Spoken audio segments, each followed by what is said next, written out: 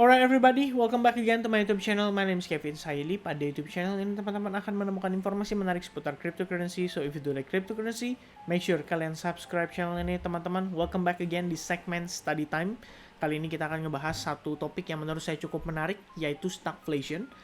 Mungkin buat teman-teman yang udah pada tahu, udah pada ngerti, udah pada paham seputar stagflation, gak ada salahnya ya kita ngelakuin refreshment dalam arti supaya kita bisa lebih kita bisa mereview atau merefresh otak kita tentang pengertian seputar stagflation ini.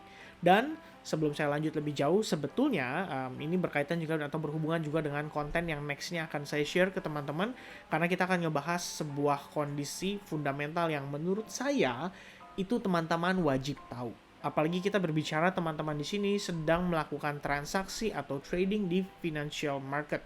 Which means kita harus punya pengetahuan at least dari kondisi financial market atau kondisi ekonominya. Alright?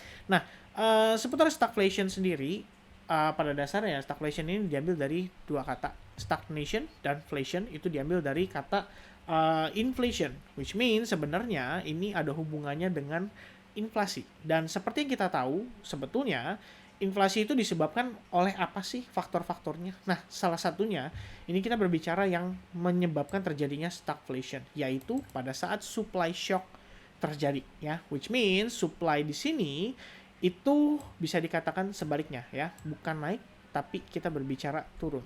Nah, sebagai contoh, apa sih contoh yang paling gampang? Oke guys, contoh yang paling gampang, yang paling mudah adalah kondisi yang terjadi pada saat ini, yaitu kita berbicara tentang kondisi daripada oil.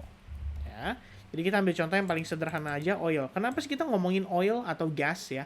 Ya, karena memang ini sih sebenarnya yang relate atau yang sedang terjadi pada kondisi saat ini. Plus saya sudah melakukan research, jadi bukannya nggak pernah ya, tapi tahun 1979 Iran itu pernah diberikan sanction atau diberikan hukuman ya oleh global maybe, dan Iran itu seperti yang kita tahu adalah negara penghasil minyak, which means dia pasti ekspor minyak, dan negara-negara yang impor minyak dari Iran otomatis akan mengalami yang namanya supply shock.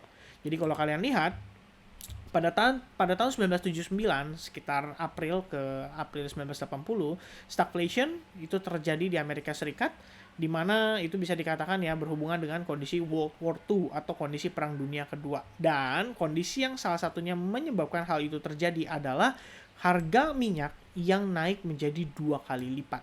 Ya, dan itu kondisinya dikarenakan oleh yang tadi kita sempat ngebahas ya, Iran embargo atau Iran waktu itu terkena yang namanya sanction, alright. Nah, terus kalau misalnya kita berbicara soal si supply ini ya, which means sebenarnya apa sih sebenarnya yang memberikan pengaruh terhadap kondisi keseluruhan daripada chain ini, atau kita berbicara rantai pergerakan ini ya, kita bilang bukan rantai pergerakan ya, mungkin lebih ke arah apa sih dampak atau efek dominonya, itu yang kita pasti pengen cari tahu kan. Nah, pertama guys, kita ngomongin soal oil dulu. Oil di sini berarti bisa include dengan gasoline atau bensin. Nah, kita ngomongin bensin itu juga bukan cuman sekedar kita pakai buat jalan-jalan gitu loh. Dalam arti, ya udah kalau bensin naik, berarti solusinya adalah kita naik sepeda aja, which means kita bisa jadi lebih hemat. Oke?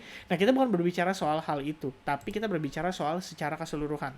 Guys, kalian harus tahu, sebuah produk seperti buah, sayur, itu perlu yang namanya bensin. Kenapa kita bilang perlu bensin? Karena ada biaya guys yang dibutuhkan pada saat kita ngirim dari produksi ke distributor. Oke? Dari produsen ke distributor itu ada yang namanya biaya atau cost yang dibutuhkan karena menggunakan bensin. Alright? So, otomatis kalau kita berbicara supply oilnya berpengaruh atau bermasalah, yang berikutnya berpengaruh adalah kita berbicara dari segi harga. Nah, harga di sini naik bukan karena kita berbicara si perusahaan itu ingin mencari keuntungan lebih, tapi kita berbicara karena si perusahaan itu terpaksa menaikkan harganya. Kenapa? Karena produksi cost-nya itu meningkat. Nah, otomatis kalau misalnya harga naik akan menyebabkan atau memberikan dampak pada permintaan. Artinya permintaan akan mengalami penurunan. Tentu saja karena harga jadi lebih mahal. Otomatis daya beli masyarakat itu pasti mempengaruhi ya, karena kita bicara kondisinya demand itu menurun, otomatis ya dikarenakan ya daya beli masyarakat yang mungkin tidak menyanggupi dari kenaikan harga tersebut ya. Biasanya kita bakal ngelihat kondisi-kondisi ini tuh terjadi ketika sudah mulai ada masyarakat yang demo soal kenaikan harga BBM, soal kenaikan harga minyak dan lain sebagainya, karena itu pasti akan berpengaruh ke yang lain juga. Nah, berbicara soal setelah demand, ini akan mempengaruhi utilization, investment, dan juga profit. Nah, kita berbicara soal utilization itu adalah pemanfaatan, sementara investment adalah para investor terkait dengan mereka yang mau punya usaha di Indonesia, atau kita berbicara pengusaha-pengusaha yang ada di Indonesia. Pengaruhnya apa? Otomatis karena demand berkurang, kita berbicara akan ada ya pengurangan terhadap investment mereka. Semisalnya mereka tadinya berpikir mau ekspansi, loh kalau permintaannya menurun buat apa kita ekspansi? Istilahnya kan begitu. Nah, situasinya juga akan mempengaruhi profit ya. Jadi kita bukan berbicara profit itu naik karena harga naik, wah berarti profitnya naik dong, Vin. Enggak, kita berbicara harga naik di sini karena cost-nya yang naik atau karena biayanya yang naik. Otomatis dari segi profit itu double down, guys. I mean, turunnya itu 2 kali lipat ya, langsung turun lebih signifikan. Dan kita berbicara kalau profitnya menurun, otomatis akan mempengaruhi employment, artinya akan ada pengangguran ya, dan otomatis akan mempengaruhi wages. Wages itu artinya adalah pendapatan, artinya akan ada penurunan. Dan kalau kita berbicara ada penurunan pendapatan, otomatis kembali lagi ke sumbernya, yaitu demand ya. Kita bukan bicara sumber sih, ini lebih ke arah demand, artinya demand akan membuat rantai ini berputar-putar terus, tapi sebabnya itu bukan diantara salah satunya, yaitu sebab utamanya adalah karena supply shock yang terjadi ya, which means ini kita bicara adalah faktor eksternal, bisa juga faktor internal, tergantung dari bagaimana situasi negara tersebut.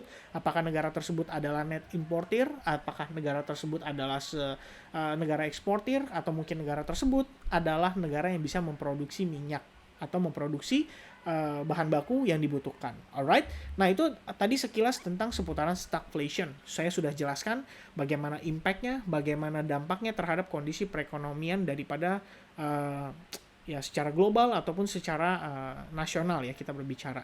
Jadi di sini otomatis kalau kita review sedikit apa yang memberikan dampak ini bisa terjadi atau yang apa yang menyebabkan situasi ini bisa terjadi adalah supply shock, kemudian kenaikan harga, tapi tidak diimbangi dengan profit dia perusahaan. Which means, kalau pengusaha nggak profit, otomatis mereka harus mengurangi employment, dan kalau misalkan mereka harus mengurangi karyawan, otomatis daya beli masyarakat akan menurun, karena kurangnya pendapatan. Alright, so hopefully teman-teman bisa mendapatkan informasi yang menarik seputar stagflation ini, karena tentu saja ini juga berhubungan dengan kondisi atau relate dengan kondisi yang terjadi pada saat ini. Jadi next akan kita ada pembahasan seputar konten ya, mungkin kalau misalnya kita ngebahas tentang seputar stagflation, teman-teman jadi nggak ngeblank, teman-teman jadi punya gambaran dan punya bayangan. Alright, so hopefully once more time ya, mudah-mudahan video ini bisa bermanfaat dan membantu buat teman-teman, bisa memberikan manfaat yang positif, dan of course have a nice day everybody. Cheers, God bless everyone, and bye-bye.